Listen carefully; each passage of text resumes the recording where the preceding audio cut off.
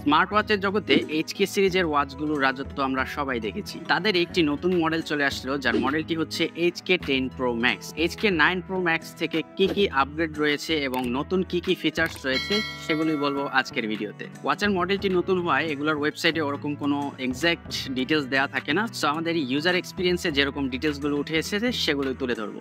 Box কন্টেন্টের কথা বলতে গেলে বক্সটিতে পেয়ে যাবেন আপনারা একটি ইউজার ম্যানুয়াল, তারপর পেয়ে যাবেন একটি ওয়্যারলেস চার্জার, এরপর পেয়ে যাবেন দুইটি স্ট্র্যাপ। এবার দুইটি স্ট্র্যাপ দেওয়া হয়েছে এই মডেলটিতে, একটি হচ্ছে সিলিকন স্ট্র্যাপ এবং অপরটি হচ্ছে একটি ফেব্রিক স্ট্র্যাপ। এরপর পেয়ে যাচ্ছেন সেই স্মার্ট ওয়াচটির বডির কথা বলতে গেলে আগের থেকে অনেকটাই স্লিম করা হয়েছে। আমরা হচ্ছে HK9 Pro যেটা দেখেছিলাম সেটার থেকে অনেকটাই স্লিম করা হয়েছে এবং পুরোটাই হচ্ছে গ্লসি ফিনিশ।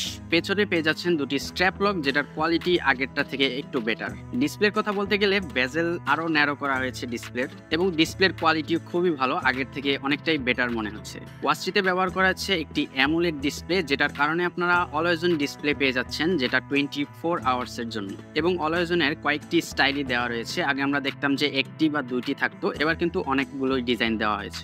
ইউআই স্টাইলের কথা বলতে গেলে আগের থেকে অনেকটাই আপগ্রেড কিছু ইউআই স্টাইল পেয়ে যাবেন আপনারা এই ওয়াচটিতে, এবং জিরো গ্র্যাভিটির একটি মেনু স্টাইল পেয়ে যাবেন, যেটাতে আপনারা ওয়াচটা মুভ করলে হচ্ছে ভিতরের আইকনগুলো মুভ করবে, মনে হবে যে জিরো গ্র্যাভিটি। এই ফিচার্সটা আপনারা একটা ওয়ালপেপারেও পেয়ে যাবেন সেম। ওয়াচটিতে ব্যবহার করা হয়েছে 1GB একটি স্টোরেজ, যার কারণে আপনারা এটাতে ছবি স্টোর করতে পারবেন, এবং এর ডিসপ্লে হার্টজ হচ্ছে 60। অ্যামোলেড ডিসপ্লে হয় খুবই ভালো মতো এটি ইউজ করা যাচ্ছিল। রয়েছে একটি ডাইনামিক আইল্যান্ড, যেটার ফলে আপনারা মেসেজ নোটিফিকেশনগুলো আপনারা এই ডাইনামিক আইল্যান্ডে দেখতে পারবেন। মিউজিক কন্ট্রোল আপনারা এই ডাইনামিক আইল্যান্ডে করতে পারবেন। সেন্সরের মধ্যে রয়েছে হ্যান্ড টু রিচ অপশন, হাত উঠালে অন অফ হবে। রয়েছে পাম্প সেন্সর, যেটার ফলে আপনারা যদি ওয়াচটির উপরে হাত রাখেন তাহলে ওয়াচটি অটোমেটিক অফ হয়ে যাবে। এবং রয়েছে 12 আওয়ারের অপশন। এই অপশনটি অনেক ওয়াচেই থাকে না, এই ওয়াচটিতে যেহেতু দেওয়া হয়েছে সো এটি একটি প্লাস পয়েন্ট।